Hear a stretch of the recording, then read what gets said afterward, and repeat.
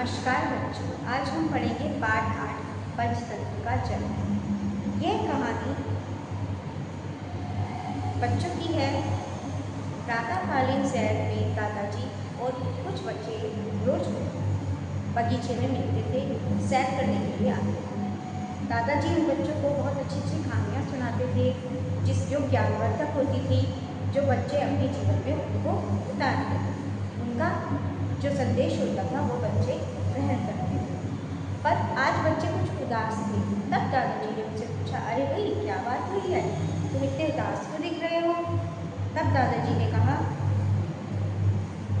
बच्चों से कहा कि हमारे जीवन में कोई भी परेशानी हो, कुछ भी हो, हमें कभी उदास नहीं होना चाहिए, हमें उस समस्या का समाधान करना चाहिए। तब बच्चों ने बताया कि उनके विद्यालय में वाक् कुशल दिवस मनाया जा रहा है।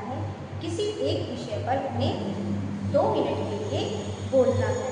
तो दादाजी ने कहा, बस इतनी सी बात है, चलो अभी मैं तुम्हारी समस्या का समाधान कर देता हूँ। तब उन्होंने बहुत प्यार से समझाया बच्चों को कि हम पक्षियों के बारे में, पक्षियों के बारे में, अपने किसी भी एक विषय को हम लेकर के उसके विषय में बोल सकते हैं। तब बच्चों ने कहा, दादाजी इन विषयों पर तो सभी बच्चे कुछ ना कुछ बोल रहे हैं, हम कुछ अलग करना चाहते हैं। तब दादाजी ने उन्हें कहा, चलो ठीक है, फिर आज हम बताते हैं तुम्हें कि तुम वाक् कुशल दिवस पर पंचतंत्र के बारे में कोई भी कहानी सुना सकते हो। पंचतंत्र में बहुत सारी ऐसी कहानियाँ हैं जो तुम सुना सकते हो और जो शिक्षाप्रद हैं, यानी कि उनसे हमें कोई ना कोई शिक्षा मिलती है। तब दादाजी ने एक कहानी सुनाई। एक राजा थे, अमर शक्ति, उनके 3 पुत्र थे।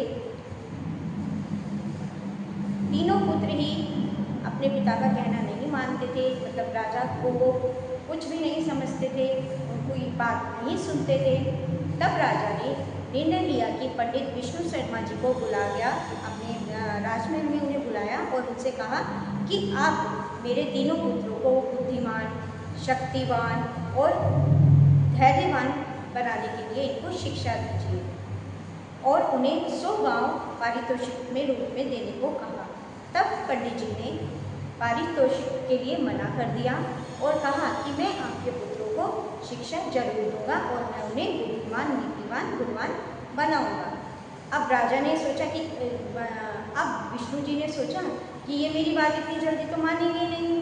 तब उन्होंने कहानियों के माध्यम से उन्हें रोज एक कहानी सुनाते और उनसे शिक्षा देते, कभी पक्षियों के बारे में, कभी पशुओं के बारे में, कभी जीवन के बारे में।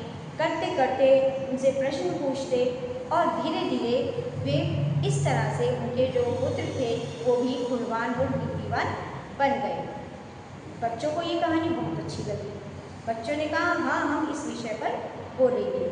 तब पंचतंत्र की कहानी बच्चों ने सुनाई और वहाँ उन्हें प्रथम पुरस्कार मिला। बच्चे भी बहुत खुश हुए और अगले दिन सुबह फिर से दादाजी और बच्चे बगीचे में मिले सैर पर और उन्हें दादाजी को धन्यवाद दिया और दादाजी ने भी उन्हें कहा कि कभी भी किसी चीज़ से हार नहीं माननी चाहिए, उदास नहीं होना चाहिए। हमारे जीवन में हर पल कभी ना कभी, कहीं ना कहीं कोई ना कोई परेशानी रहती है। अगर हम उदास होंगे, उसका सामना नहीं करेंगे तो जीवन बहुत कठिन होगा। इसी तरह बच्चों, आप भी पढ़ाई को बर्डन मत समझिए। पढ़ाई आपके जीवन का हिस्सा है और हम हर समय हर जगह से कुछ ना कुछ जरूर सीखते हैं। तो आप भी छोटी छोटी चीज़ों को ध्यान में रखिए और अपनी पढ़ाई पर ध्यान दीजिए और इसी तरह जिस तरह राजकुमार गुणवान, नीतिवान बन गए, आप भी ऐसा ही पढ़ाई करके बन सकते हो। धन्यवाद।